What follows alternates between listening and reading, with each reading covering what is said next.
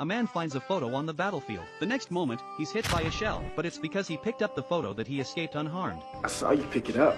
Looks like it saved you. He doesn't recognize the woman in the photo, but he knows she saved his life. He asks many of his comrades, yet no one knows who she is. One comrade jokes, maybe she's your lucky charm. During their conversation, Jason's vehicle is hit by another shell, and, just like before, he becomes the sole survivor. He can't believe his luck. Perhaps the photo has brought him good fortune, as it has saved him twice. Jason feels immensely grateful, and vows to thank the woman in the photo in person. After the war, he returns to a peaceful life, but after experiencing so much on the battlefield, he develops PTSD, becoming overly sensitive to everything around him. When his little nephew just wants to wake him up, he instinctively grabs the boy by the neck. His sister witnesses this, and it's only then that Jason realizes he almost hurt his nephew. He knows he isn't cut out for this kind of life, so he thinks back to the photo, and decides to pursue his original intention. Using the details from the photo, Jason quickly finds its location, saying a brief goodbye to his sister before embarking on his quest to find the woman. He opts not to take a car, preferring to enjoy the peace of being alone. He walks for a long time and covers a great distance, finally arriving at the place in the photo. Holding the picture, he begins to ask the townsfolk about the woman, and soon learns her name is Mia. She owns a pet boarding house and is one of the few beauties nearby. When Jason finally meets her, even though it's their first encounter, he feels an uncanny familiarity. Unsure how to express his purpose for coming, he knows that what happened would be hard for an outsider to believe. Looking at the job ads on the table, he claims he's there to apply. However, that kind of job doesn't seem suitable for a young person, and Mia suspects he might have ulterior motives. She tells her grandmother that a strange man has come into the shop, hoping her experienced grandma can chase Jason away. So grandma confronts him, asking why someone so young wants such a job. Jason replies that he loves animals and enjoys the quiet work. Suddenly, a nearby dog starts barking loudly, but with just a hand gesture, he calms it down. Grandma is impressed by his ability to tame dogs, and Jason ultimately gets the job.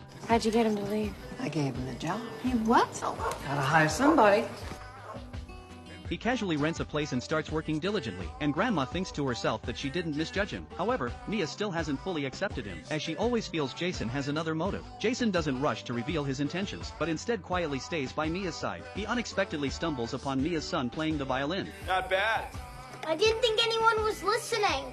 Glad I was. This is the first time the son has received praise, and he's very happy, and he also likes this uncle, so he invites Jason to dinner at home. Of course, Jason accepts the invitation, and seeing her son enjoying himself with Jason, Mia gradually starts to believe he might not be a bad person after all. With Jason's presence, Mia's family becomes noticeably happier. One day, her ex-husband comes to pick up their son for a game, but when the boy returns, he's covered in blood, yet he seems unconcerned. Mia merely complains a bit, and what she gets in return is an angry warning. Now let me tell you something, that's my son in there too, you know, and I can take that boy anytime I want.